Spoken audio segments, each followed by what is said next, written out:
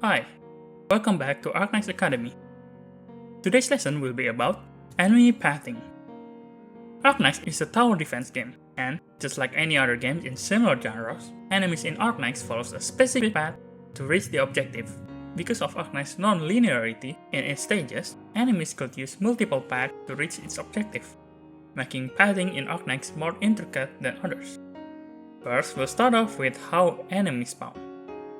Enemies generally spawn from incursion point, though certain enemies may spawn by themselves, either by from start, airdropping, or even appearing instantly midway.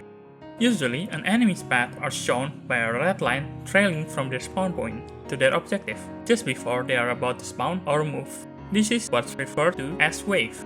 Enemy wave usually spawns at predetermined timing, which causes stages to either have downtime or none at all. Other times, a wave of enemies will not spawn until all other enemies from the previous wave has been killed. This is often called as wait for kill wave.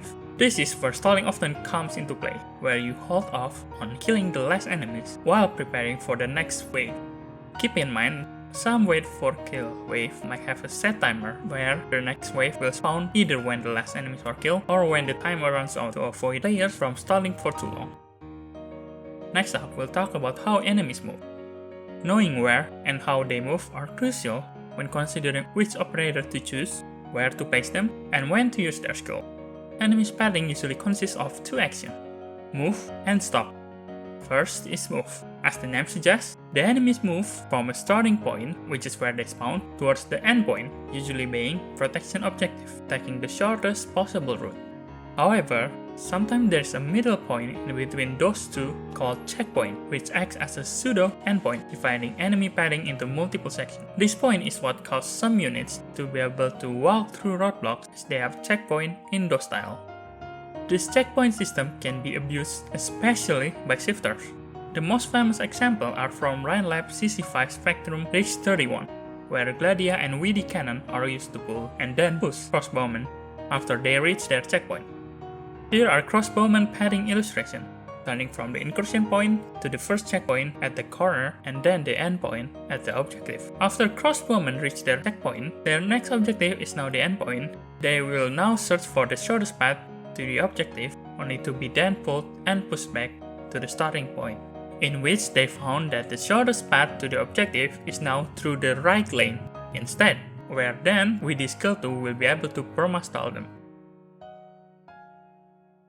Next is the stop action. Enemies on this action stand still for a period of time, before then continue walking. This timer only starts when the unit reaches the predetermined tile, making it possible to stall them for longer if they were to be blocked or slowed before reaching the aforementioned tiles.